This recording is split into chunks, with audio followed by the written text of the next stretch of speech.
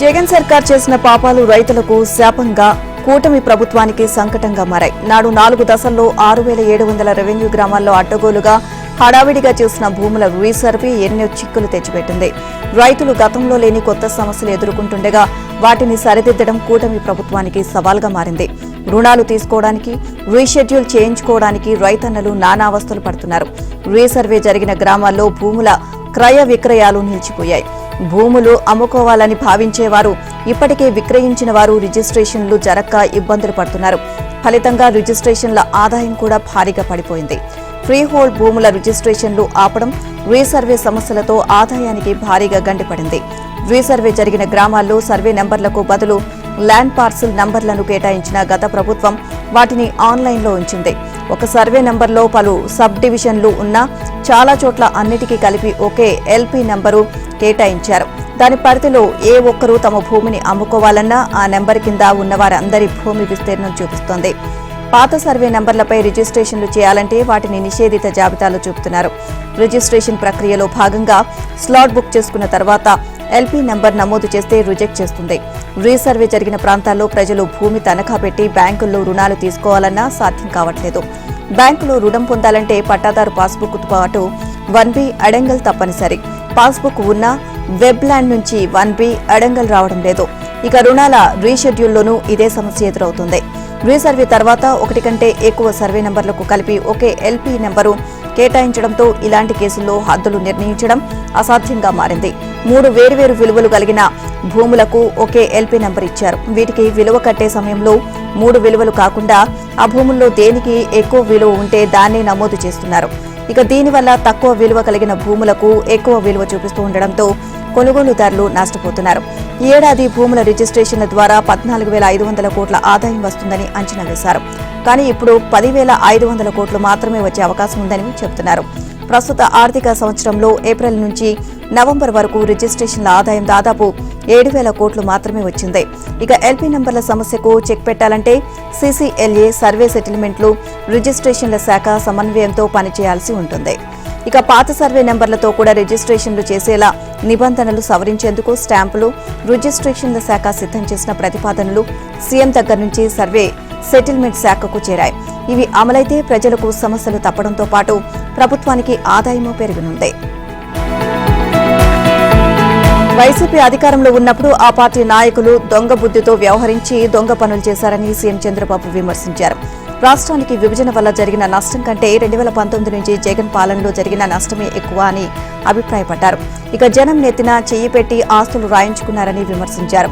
జాతి, సమాజం కోసం త్యాగాలు చేసిన వారితో పాటు నెత్తిపై చేయి పెట్టే వాళ్లను 2019-2024 మధ్య పాలనను కూడా గుర్తుపెట్టుకోవాలని ప్రజలకు విజ్ఞప్తి చేశారు. ఇక విజయవాడలోని తుమ్మలపల్లి క్షేత్రయ్య కళాక్షేత్రంలో పొట్టి శ్రీరాములు ఆత్మార్పణ దినం పేరుతో నిర్వహించిన ఆయన వర్ధంతి కార్యక్రమానికి CM, deputy CM Pawan Kalyan ముఖ్య అతిథులుగా హాజరయ్యారు. ముందుగా పొట్టి శ్రీరాములు, సర్దార్ వల్లభాయ్ పటేల్ చిత్రపటాల వద్ద నివాళులర్పించారు. అనంతరం చంద్రబాబు మాట్లాడుతూ రాష్ట్రంలో త్వరలో పొట్టి శ్రీరాములు పేరుతో తెలుగు విశ్వవిద్యాలయాన్ని ఏర్పాటు చేస్తామని, రాజధాని అమరావతిలో ఆయన నిలువెత్తు విగ్రహాన్ని ఏర్పాటు చేస్తామని ప్రకటించారు. ఇక తెలుగు జాతి కోసం అమరజీవి చేసిన ప్రాణ త్యాగానికి గుర్తుగా అప్పటి సీఎం ఎన్టీఆర్ హైదరాబాద్లో ఆయన పేరుతో తెలుగు వర్సిటీని ఏర్పాటు చేశారని గుర్తు చేశారు. ఇక ఆ తర్వాత తాను సీఎంగా ఉన్నప్పుడు ఆయన జన్మించిన నెల్లూరు జిల్లాకు పొట్టి శ్రీరాములు నెల్లూరు జిల్లాగా నామకరణం చేశానని తెలియజేశారు. రాష్ట్ర విభజన తర్వాత హైదరాబాద్లో తెలుగు వర్సిటీ మార్చే పేరు పరిస్థితి వచ్చింది అన్నారు.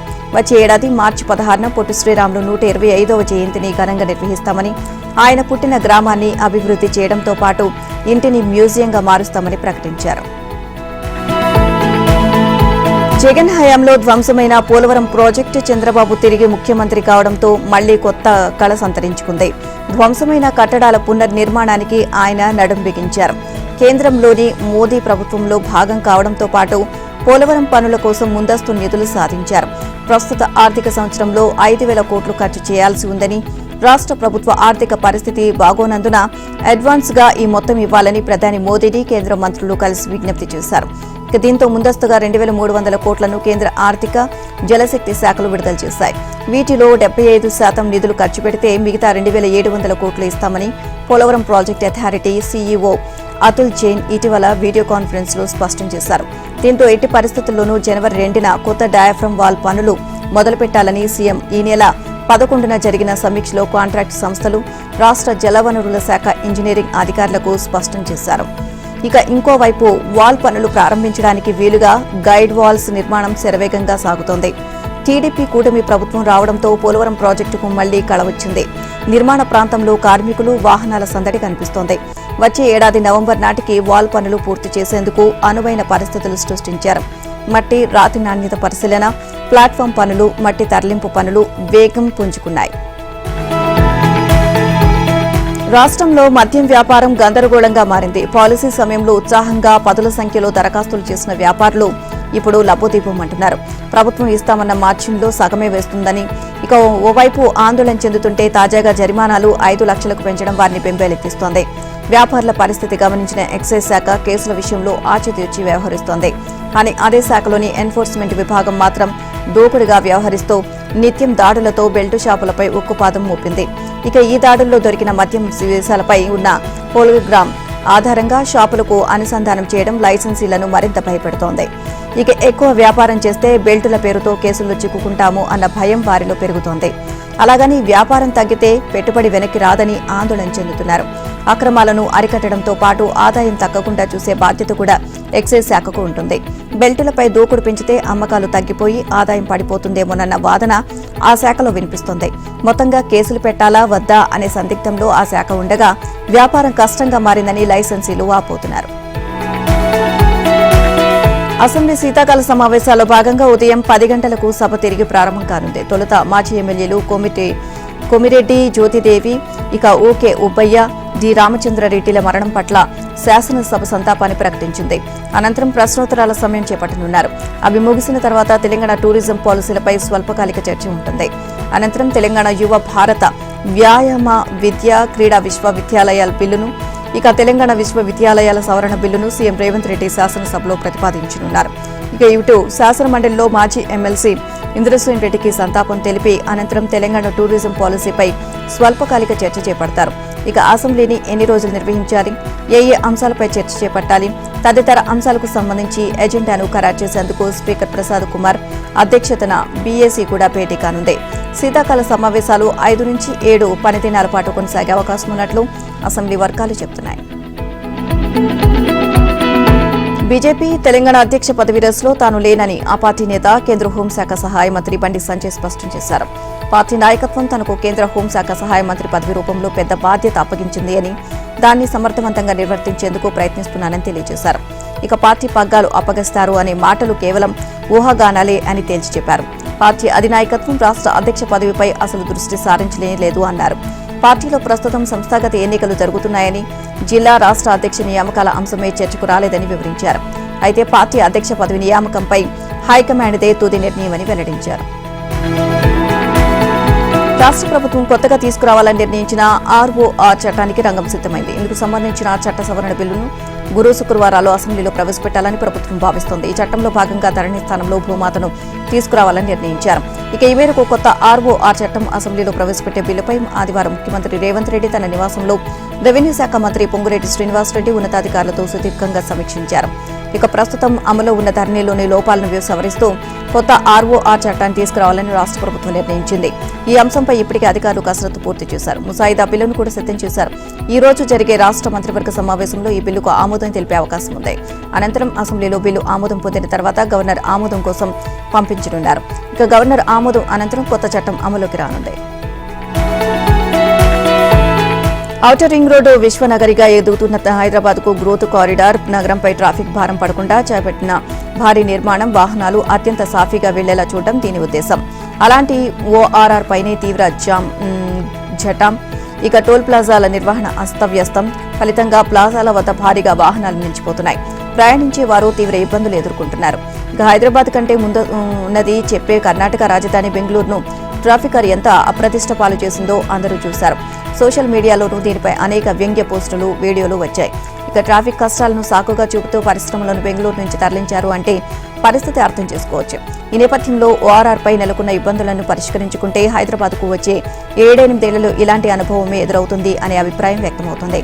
అందుకని తెలంగాణ ప్రభుత్వం తక్షణం దృష్టి సారించాల్సిన అవసరం ఉంది. ఏపీ నుంచి తెలంగాణలోకి సన్నధాన్యం అక్రమ రవాణా అవుతోంది. సన్నాలకు క్వింటాకు 500 చొప్పున రాష్ట్ర సర్కార్ బోనస్ ఇస్తుండటంతో దళారులు, వ్యాపారులు నకిలీ పత్రాలు సృష్టించి అడ్డదారులు రాష్ట్రంలోకి రహదారులు వస్తున్నారు. ఏపీలోని ఉమ్మడి కృష్ణా, గుంటూరు జిల్లాలోని సన్నధాన్యాన్ని కొనుగోలు చేసి ఉమ్మడి నల్గొండ జిల్లాలోని రైస్ మిల్లుల పేరుతో ఫారం 10 ద్వారా ఏకంగా 91 లారీల ధాన్యం ఖమ్మం జిల్లాలోని ముదిగొండ, నేలకొండపల్లి మండలాల కోసం తరలించే ప్రయత్నం చేశారు. వీటిలో 31 లారీలను పౌర సరఫరాల శాఖ అధికారులు సరిహద్దు ప్రాంతాల్లోనే అడ్డుకుని రాష్ట్రంలోకి అనుమతి లేదని తిప్పిపంపారు. అయితే ఆ అధికారులు రాకముందే మరో 60 లారీలు ముదిగొండ మండలంలోకి ప్రవేశించాయి. అక్కడ వల్లభి మార్కెటింగ్ చెక్పోస్టు వద్ద లారీకి 5,800 చొప్పున మార్కెటింగ్ సెస్ ను రాసి అనుమతించారు. ఇక ఆ లారీలు ఉమ్మడి నల్గొండ జిల్లాకు వెళ్తుండగా నేలకొండపల్లి మండలం చెరువు మాధారం వద్ద కొందరు రైతులు అడ్డుకున్నారు. అక్రమంగా ధాన్యం తరలిస్తున్నట్లు అనుమానంతో 20 లారీలను పోలీసులకు అప్పగించారు. దాంతో పోలీసులు అనుమతి లేకుండా వచ్చినందుకు లారీకి 3,000 చొప్పున జరిమానా విధించి లారీలను వదిలివేశారు. మోహన్ బాబు దిగి వచ్చారు. తన వల్లే తప్పిదం జరిగిందని గాయపడ్డ జర్నలిస్ట్ ఆయన కుటుంబానికి క్షమాపణలు చెప్పారు. యశోద ఆసుపత్రికి వెళ్లి చికిత్స పొందుతున్న జర్నలిస్ట్ ను మోహన్ బాబు, మంచు విష్ణు పరామర్శించారు. గాయం బాధ ఏంటో తనకు తెలుసు అని త్వరగా కోలుకోవాలని ఆకాంక్షించారు. ఉద్దేశపూర్వకంగా కొట్టలేదని మోహన్ బాబు వివరణ ఇచ్చారు. గాయం నుంచి తొందరగా బయటపడాలని షిరిడి సాయినాథుని వేడుకుంటున్నట్లు తెలియజేశారు. ఇక అయితే క్షమాపణలు తనకు కాదు, జర్నలిస్టు సమాజానికి చెప్పాలని గాయపడ్డ జర్నలిస్టు కోరారు. ఇక జల్పల్లిలోని సీనియర్ మోహన్ బాబు నివాసం వద్ద మంగళవారం రాత్రి ఉద్రిక్తత చోటు చేసుకుంది. తెలంగాణ అదనపు డీజీపీని కలిసిన అనంతరం మనోజ్ మోహన్ బాబు నివాసానికి చేరుకోగా సెక్యూరిటీ సిబ్బంది అడ్డుకున్నారు. భద్రతా సిబ్బంది గేట్లు తీయకపోవడంతో మనోజ్ అక్కడి భద్రతా సిబ్బందిపై ఆగ్రహాన్ని వ్యక్తం చేశారు. గేట్లు తోసుకుని లోపలికి దూసుకువెళ్లారు. ఇక ఆయనతో పాటు అక్కడ ఉన్న మీడియా సిబ్బంది కూడా మోహన్ బాబు ఇంట్లోకి వెళ్లారు. ఇక ఈ ఉద్రిక్తతల నడుమ మోహన్ బాబు తీవ్ర అసహనానికి గురయ్యారు. అక్కడే ఉన్న మీడియా ప్రతినిధులపై ఆయన ఆగ్రహాన్ని వ్యక్తం చేశారు. కొందరు ప్రతినిధులపై ఆయన చేయి చేసుకున్నారు. దీంతో ఆ జర్నలిస్టుకు గాయమైంది. మంచు ఫ్యామిలీలో మరోసారి విభేదాలు పగ్గుమన్నాయి. తన కుటుంబాన్ని హత్య చేసేందుకు సోదరుడు విష్ణు కుట్ర చేశాడని మనోజ్ పహాడి షరీఫ్ పోలీస్ స్టేషన్లో ఫిర్యాదు చేశాడు. తన ఇంట్లోని జనరేటర్లో చక్కెర కలిపిన డీజిల్ పోసి విద్యుత్ సరఫరాలో భయంకరమైన హెచ్చుతగ్గులు వచ్చేలా చేశారని ఫిర్యాదులో పేర్కొన్నారు మనోజ్. ఇక తన తల్లి, తన 9 నెలల పాప బంధువుల ఇంట్లో తీవ్ర ఇబ్బంది పడ్డారని, తాను తన భార్య ఇంట్లో లేని సమయంలో ఇలా చేశారని తెలియజేశారు. తన సోదరుడు విష్ణుతో పాటు ఆయన అనుచరులు కలిసి ఈ కుట్ర పన్నారని ఆరోపించారు. తన తల్లి బర్త్డే అడ్డం పెట్టుకుని ఇంట్లోకి వచ్చారని ఫిర్యాదులో పేర్కొన్నారు. ఇక విష్ణు, అతడి అనుచరులపై దర్యాప్తు జరిపి చర్యలు తీసుకోవాలి అని మనోజ్ పోలీసులను కోరాడు. ఇక తనకు, తన కుటుంబానికి భద్రత కల్పించాలని మనోజ్ పోలీసులకు విజ్ఞప్తి చేశాడు. బెజవాడ ట్రాఫిక్ క్రమబద్దీకరించడంతో పాటు నేరాలను అరికట్టేందుకు ఆధునిక సాంకేతిక పరిజ్ఞానాన్ని బెజవాడ పోలీసులు అందుబాటులోకి తీసుకొచ్చారు. Cloud patrolling for safe communities పేరుతో డ్రోన్స్ ఉపయోగించి నేరాల నియంత్రణ చేసేందుకు విజయవాడ కమాండ్ కంట్రోల్ రూమ్ లో కొత్త కార్యక్రమాన్ని ప్రారంభించారు. విజయవాడలో నిర్వహించిన అంతర్జాతీయ డ్రోన్ ఫెస్టివల్ విజయవంతం కావడంతో డ్రోన్స్ ఉపయోగించి నిఘా వ్యవస్థను తొలిసారిగా ఎన్టీఆర్ పోలీస్ కమిషనరేట్లో తీసుకువచ్చారు. పోలీసులు కూడా వెళ్లలేని ప్రాంతానికి డ్రోన్ వెళ్తుంది అని, విజిబుల్ పోలీసులతో పాటు ఇన్విజిబుల్ పోలీసింగ్ కూడా ఎంతో ఉపయోగకరంగా ఉంటుందని విజయవాడ పోలీస్ కమిషనర్ రాజశేఖర్ బాబు తెలియజేశారు. శ్రీ సీతారామచంద్రస్వామి వారి ఆలయంలో కార్తీక పౌర్ణమి సందర్భంగా కృతికా దీపోత్సవం ఘనంగా నిర్వహించారు. శనివారం సాయంత్రం కృతికా దీపోత్సవానికి అంకురార్పణ నిర్వహించగా ఆదివారం ఉదయం అగ్ని ప్రతిష్ఠ హోమం నిర్వహించారు. నిత్య కళ్యాణ మండపం వేదిక వద్ద ఉత్సవమూర్తులకు పంచామృతాలతో అభిషేకం చేశారు. సాయంత్రం హోమం నుంచి తీసుకువచ్చిన జ్వాలలతో రామాలయంలో ప్రత్యేకంగా అలంకరించిన దీపాలను వెలిగించారు.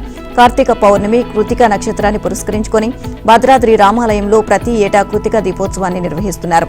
అనంతరం శ్రీ సీతారామచంద్ర స్వామి వారిని తిరువీధి సేవకు తీసుకువెళ్లగా చష్ట దిగువలో ఇక చొక్కాసుర వధ కార్యక్రమాన్ని సంప్రదాయబద్ధంగా అర్చకులు నిర్వహించారు. చివరగా తిరువీధి సేవలో భక్తులు స్వామివారిని దర్శించి స్వామివారి తీర్థ ప్రసాదాలు స్వీకరించారు. శ్రీవారి ఆలయంలో కార్తీక దీపోత్సవాన్ని వైభవంగా నిర్వహించింది టీటీడీ. పౌర్ణమి నాడు శ్రీనివాసునికి సాయంకాలం కైంకర్య నివేదనలు పూర్తయిన తర్వాత ఈ దీపోత్సవ కార్యక్రమాన్ని విశేషంగా నిర్వహించారు. ఈ సందర్భంగా సహస్ర దీపాలంకరణ సేవను టీటీడీ రద్దు చేసింది. కార్తీక దీపోత్సవాన్ని పురస్కరించుకుని శ్రీవారి ఆలయంలో మొదట యోగ నరసింహస్వామి ఆలయం దగ్గర 100 కొత్త ముకుళ్లలో నేతి వత్తులతో దీపాలను వెలిగించి తర్వాత ఛత్రచామర మంగళ వాయిద్యాల నడుమ విమాన ప్రదక్షిణ చేస్తూ ఆనంద నిలయంలో శ్రీవారికి హారతి ఇచ్చారు. అనంతరం ఆలయ అర్చకులతో పాటు అధికారులు దీపాలతో మాడవీధుల్లో ఊరేగింపు నిర్వహించి తిరువీధుల్లోని వరాహస్వామి దేవాలయం, ఇక బేడి ఆంజనేయ స్వామి దేవాలయంతో పాటు శ్రీవారి పుష్కరిణి వద్ద నేతి జ్యోతులను ఏర్పాటు చేశారు. ఇక ఆలయ మాడవీధుల్లో ఊరేగింపు సమయంలో తిరువీధులు దీపకాంతులతో మెరిసిపోయాయి. Odisha high court CJ Chakradhar Sharan Singh, AP మంత్రి సవిత, అలాగే మాజీ మంత్రి సత్యవతి రాథోడ్, ఎమ్మెల్యే బొమ్మిడి నారాయణ, నిర్మాత అశ్విని దత్ తిరుమల శ్రీనివాసుని దర్శించుకున్నారు. శ్రీవారి దర్శనార్థం కుటుంబ సభ్యులతో కలిసి తిరుమలకు చేరుకున్న వీరు వీఐపీ బ్రేక్ ప్రారంభ దర్శనం సమయంలో శ్రీవారిని దర్శించుకున్నారు. దర్శనం అనంతరం రంగనాయకుల మండపంలో వేద పండితులు వేద ఆశీర్వచనం పలకగా ఆలయ అధికారులు స్వామివారి వస్త్రంతో సత్కరించి శ్రీవారి తీర్థ ప్రసాదాలను అందజేశారు. మహారాష్ట్ర ప్రభుత్వం ఏర్పాటైన 10 రోజుల తర్వాత పూర్తి స్థాయిలో మంత్రివర్గ విస్తరణ జరిగింది. మహాయుతిలోని 3 పార్టీలకు చెందిన పలువురు నేతలు మంత్రులుగా ప్రమాణం చేశారు. ఇక నాగ్పూర్లోని రాజ్భవన్లో ఏర్పాటు చేసిన ఈ కార్యక్రమంలో గవర్నర్ సిపి రాధాకృష్ణన్ వీరితో ప్రమాణం చేయించారు. ముఖ్యమంత్రి దేవేంద్ర ఫడ్నవీస్, ఉప ముఖ్యమంత్రులు ఏక్నాథ్ షిండే, అజిత్ పవార్ల సమక్షంలో 3 పార్టీలకు చెందిన పలువురు ఎమ్మెల్యేలు మంత్రులుగా ప్రమాణం చేశారు. ఇక ఇదిలా ఉంటే మహారాష్ట్ర మంత్రివర్గంలో గరిష్టంగా 43 మంది మంత్రులు ఉండవచ్చు. వీటిలో 20 బీజేపీకి, 13 శివసేన, 10 ఎన్సీపీకి కేటాయించినట్లు సమాచారం. నాగ్పూర్లోని రాజ్భవన్లో సాయంత్రం జరిగిన ప్రత్యేక కార్యక్రమంలో గవర్నర్ సిపి రాధాకృష్ణ కొత్త ఎమ్మెల్యేలతో మంత్రులుగా ప్రమాణం చేయించారు. కేంద్ర మంత్రి నితిన్ గడ్కరీ ఆ కార్యక్రమానికి హాజరయ్యారు. డిసెంబర్ 5న ముఖ్యమంత్రిగా దేవేంద్ర ఫడ్నవీస్, ఉప ముఖ్యమంత్రులుగా అజిత్ పవార్, ఏక్నాథ్ షిండే ప్రమాణం చేశారు. అనంతరం తొలిసారి మంత్రివర్గ విస్తరణ జరిగింది. మావోయిస్టులు హింసను వీడి జనజీవన స్రవంతిలో కలవాలి అన్నారు కేంద్ర హోంమంత్రి అమిత్ షా. ఛత్తీస్గఢ్ రాయ్పూర్లో జరిగిన ప్రెసిడెంట్స్ కలర్ అవార్డ్స్ కార్యక్రమంలో పాల్గొన్న అమిత్ షా వీధుల్లో వీరోచిత పోరాటం చేసిన పోలీసులకు అవార్డులు ప్రదానం చేశారు. నక్సలిజం నుంచి ఛత్తీస్గఢ్ విముక్తి పొందితే దేశం మావోయిస్టుల ముప్పు నుంచి బయటపడుతుంది అన్నారు అమిత్ షా. ప్రధాని మోదీ నాయకత్వంలో నక్సలిజాన్ని చాలా వరకు అరికట్టామని అన్నారు. వచ్చే ఏడాది ప్రారంభంలో జరగనున్న ఢిల్లీ అసెంబ్లీ ఎన్నికల్లో గెలిపే లక్ష్యంగా అధికార ఆమ్ ఆద్మీ పార్టీ వ్యూహాలు రచిస్తోంది. ఇందులో భాగంగానే ఎన్నికల షెడ్యూల్ విడుదల కాకముందే అభ్యర్థుల ఎంపిక కసరత్తును పూర్తి చేసింది. ఢిల్లీలోని మొత్తం 70 అసెంబ్లీ స్థానాలకు గాను ఇప్పటికే 32 సీట్లకు అభ్యర్థులను ఖరారు చేసిన ఆప్ మిగిలిన 38 స్థానాలకు క్యాండిడేట్ల పేర్లను ఆప్ ప్రకటించింది. ఇక 38 మంది పేర్లతో తుది జాబితాను ఆదివారం విడుదల చేసింది. ఆప్ కీలక నేతల పేర్లు ఫైనల్ లిస్టులో ఉన్నాయి. ఢిల్లీ మాజీ సీఎం, ఆప్ జాతీయ కన్వీనర్ కేజ్రీవాల్ పోటీ చేసే స్థానం తుది జాబితాలో ఖరారైంది. వచ్చే ఢిల్లీ ఎన్నికల్లో కేజ్రీవాల్ న్యూఢిల్లీ నియోజకవర్గం బరిలోకి దిగుతుండగా ప్రస్తుత ఢిల్లీ సీఎం అతిషి మరోసారి కల్కాజీ నుంచి పోటీ చేయనున్నారు. ఇక మరో కీలక నేత సౌరభ్ భరద్వాజ్ గ్రేటర్ కైలాష్ స్థానం నుండి అదృష్టం పరీక్షించుకోబోతున్నారు. ఇక కస్తూర్బా నగర్ నుంచి ప్రస్తుత ఎమ్మెల్యే మదన్ లాల్ స్థానంలో ఇటీవల బీజేపీ నుంచి ఆప్లో చేరిన రమేష్ రెహ్వాల్ కు టికెట్ ఇచ్చారు. ఇక బాబర్పూర్ నుండి గోపాయ్ రాయ్, ఓఖ్లా నుండి అమానతుల్లా ఖాన్, ఇక షకూర్ బస్తీ నుండి మాజీ మంత్రి సత్యేంద్ర కుమార్ జైన్ బరిలోకి దిగనున్నారు. ఈసారి 20 మంది సిట్టింగ్ ఎమ్మెల్యేలకు ఆప్ టికెట్ నిరాకరించింది. ఇందులో 3 ఎమ్మెల్యేలకు బదులు వారి కుటుంబ సభ్యులకు టికెట్లు కేటాయించింది ఆప్. కేజ్రీవాల్ పోటీ చేసే నియోజకవర్గం ఫైనల్ లిస్టులో ఖరారు కావడంతో ఆయన ప్రత్యర్థి ఎవరూ తేలిపోయింది. ఇక కేజ్రీవాల్ న్యూఢిల్లీ అసెంబ్లీ స్థానం నుండి బరిలోకి దిగుతుండగా ఇక న్యూఢిల్లీ నుంచి కాంగ్రెస్ తరపున సందీప్ దీక్షిత్ పోటీ చేయనున్నారు. కాంగ్రెస్ సీనియర్ నాయకురాలు, ఢిల్లీ మాజీ సీఎం షీలా దీక్షిత్ కుమారుడే ఈ సందీప్ దీక్షిత్. ఇక ఢిల్లీకి 3 సార్లు ముఖ్యమంత్రిగా పనిచేసిన షీలా దీక్షిత్ 2013-15 ఎన్నికల్లో న్యూఢిల్లీ సీట్లో కేజ్రీవాల్ చేతిలో ఓటమి పాలయ్యారు. దీంతో తన తల్లి కంచుకోట నుంచి బరిలోకి దిగుతున్న సందీప్ తన తల్లిని ఓడించిన కేజ్రీవాల్ ను ఓడించి ప్రతీకారం తెచ్చుకోవాలని ఎదురు చూస్తున్నారు. సందీప్ దీక్షిత్ కు ఇది రాజకీయ పోటీనే కాకుండా తన కుటుంబ రాజకీయ లెగసీని తిరిగి నిలబెట్టుకునే అగ్ని పరీక్షగా మారింది. టీవీ నటుడు Nikhil Telugu big boss season 8 విజేతగా అవతరించారు. ఈ సీజన్ లో వైల్డ్ కార్డ్ ఎంట్రీగా ఇచ్చిన గౌతమ్ రన్నర్-అప్ గా నిలిచారు. ఇక విన్నర్ నిఖిల్ కు గ్లోబల్ స్టార్ రామ్ చరణ్ చేతుల మీదుగా 55 లక్షల చెక్ ప్రదానం చేశారు. ఇక బిగ్ బాస్ విన్నర్ ట్రోఫీ అందుకున్న నిఖిల్ ఆడియన్స్ కు, ఇతర కంటెస్టెంట్లకు కృతజ్ఞతలు తెలియజేశారు. ఈ విజయాన్ని తన తల్లికి అంకితం చేస్తున్నట్లు వేదికపై నుంచి ప్రకటించారు. ఇక రామ్ చరణ్ మాట్లాడుతూ బిగ్ బాస్ కంటెస్టెంట్ల మధ్య బాండింగ్ బాగుంది అని, అందరూ విన్నర్లేనని పేర్కొన్నారు. కాగా నిఖిల్ స్వస్థలం కర్ణాటకలోని మైసూరు. తెలుగు సీరియళ్ల ద్వారా నిఖిల్ గుర్తింపు తెచ్చుకున్నారు. ప్రపంచ ప్రఖ్యాతిగాంచిన తబలా విద్వాంసుడు జాకిర్ హుస్సేన్ మృతి చెందారు. ఇక గుండె సంబంధిత సమస్యతో అమెరికా శాన్ ఫ్రాన్సిస్కోలోని ఓ ఆసుపత్రిలో చేరిన ఆయన చికిత్స పొందుతూ తుది శ్వాస విడిచారు. ఇక ఆయన మృతితో భారతీయ చలనచిత్ర రంగం, ప్రపంచ సంగీత అభిమానులు తీవ్ర శోకసంద్రంలో మునిగిపోయారు. ఇక ముంబైలో 1951 మార్చి 9న జన్మించారు జాకిర్ హుస్సేన్. 1990లో భారత ప్రభుత్వం నుంచి Sangeet Natak academy award, Sangeet Natak academy fellowship, 2018లో రత్న సదస్సును అందుకున్నారు. ఇక హుస్సేన్ మికీ హార్ట్, గియోవన్నే హిడాల్కోతో కలిసి గ్లోబల్ డ్రమ్ ప్రాజెక్టు కోసం ప్రపంచ సంగీత ఆల్బమ్ విభాగంలో గ్రామీ అవార్డును గెలుచుకున్నారు. హుస్సేన్ 4 విజయాలతో 7 గ్రామీ అవార్డు ప్రతిపాదనల వరకు వెళ్లగా ఫిబ్రవరి 2024లో 3 గ్రామీలను కూడా స్వీకరించారు. భారత ప్రభుత్వం ఆయన పద్మశ్రీ, పద్మభూషణ్, పద్మవిభూషణ్లతో సత్కరించింది. 1999లో US national endowment for the arts ద్వారా నేషనల్ హెరిటేజ్ ఫెలోషిప్తో సత్కరించారు. ఇక ఆ తర్వాత ఉస్తాద్ జాకిర్ హుస్సేన్ భారతీయ శాస్త్రీయ సంగీతానికి ప్రపంచ రాయబారిగా గుర్తింపు పొందారు. ఇక తబలా వాద్యకారుడు ఉస్తాద్ జాకిర్ హుస్సేన్ అమెరికా మాజీ అధ్యక్షుడు బరాక్ ఒబామా ఆయన్ను వైట్ హౌస్ కు ఆహ్వానం అందుకున్నారు. తొలిసారిగా వైట్ హౌస్ లోకి వెళ్లేందుకు ఆహ్వానం అందుకున్న తొలి భారతీయ సంగీతకారుడు ఆయన. 1980వ దశకంలో పలు చిత్రాలకు సైతం. ఇక పశ్చిమాసియా దేశం సిరియాలో పరిస్థితులు ఆందోళనకరంగా కనిపిస్తున్నాయి. ఇక తిరుగుబాటుదారుల దాడులతో దేశ అధ్యక్షుడు బషర్ అల్ అసద్ దేశం విడిచి పారిపోవడంతో నాయకత్వ ప్రతిష్టంభన ఏర్పడింది.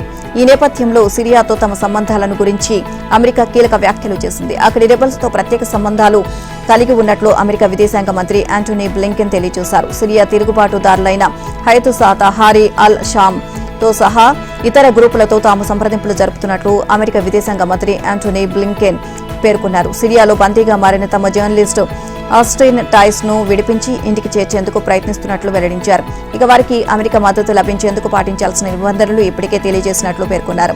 ఇక రష్యా దళాలు సిరియా నుంచి వెనక్కి మడుతున్న విషయాన్ని బ్లింకెన్ కూడా అంగీకరించారు. కాకపోతే మీడియాలో వచ్చిన దానికంటే తన వద్ద అదనపు సమాచారం లేదు అన్నారు. ఇటీవలే బ్లింకెన్ హఠాత్తుగా పశ్చిమాసియాలో పర్యటించారు. ఈ సందర్భంగా ఆయన ఇరాక్ ప్రధాని మహమ్మద్ షియా అల్ సుడానీతో బాగ్దాద్లో భేటీ అయ్యారు. సిరియాలో పరిణామాలపై వారు చర్చలు జరిపారు. అంతకు ముందే టర్కీలో కీలక నేతలను కూడా ఆయన కలిశారు. ఇక ఐసిస్ మళ్లీ పుంజుకోకుండా చూడాల్సిన బాధ్యత ఉంది అని పేర్కొన్నారు. అగ్రరాజ్యం అమెరికా గగనతలంలో అనుమానాస్పదంగా ఎగురుతున్న వస్తువులు కలకలం సృష్టిస్తున్నాయి. ఇవి డ్రోన్లు, విమానాల, గ్రహాంతర వాసులు ఉపయోగించే ఫ్లయింగ్ సాసర్లా తేల్చుకోలేక ప్రజలు అయోమయానికి గురవుతున్నారు. మొదట న్యూజెర్సీకే పరిమితమైన ఈ డ్రోన్ తరహా వస్తువులు ఇప్పుడు దేశంలో చాలా ప్రాంతాల్లో కనిపిస్తున్నాయి. ఇప్పటికే దర్యాప్తు సంస్థలు FBI, department of home land security రంగంలోకి దిగాయి. ఈ ఎగిరే వస్తువులతో జాతీయ భద్రతకు ఎలాంటి ముప్పు లేదని, వీటి వెనుక విదేశీ హస్తం కూడా లేదు అని అవి పేర్కొంటున్నాయి. అయితే చాలా మంది పౌరులు వీటికి సంబంధించిన వీడియోలు సామాజిక మాధ్యమాలు పోస్ట్ చేస్తున్నారు. ఈ డ్రోన్లు ఇరాన్ మదర్ షిప్ నుంచే వచ్చాయని, చైనా వదిలింది అని ఇలా రకరకాల వదంతులు సామాజిక మాధ్యమాల్లో వ్యాప్తి చెందుతున్నాయి. ఈ క్రమంలో అధ్యక్షుడు జో బైడెన్ దీనిపై సమాధానం చెప్పాలని New Jersey governor fill Murphy demand చేశారు. ఇక డ్రోన్ ఆపరేషన్ల కోసమే ఇరాన్ ఉపయోగించే మదర్ షిప్ నుంచి ఇవి వచ్చాయి అంటూ వస్తున్న వదంతులను అమెరికా రక్షణ శాఖ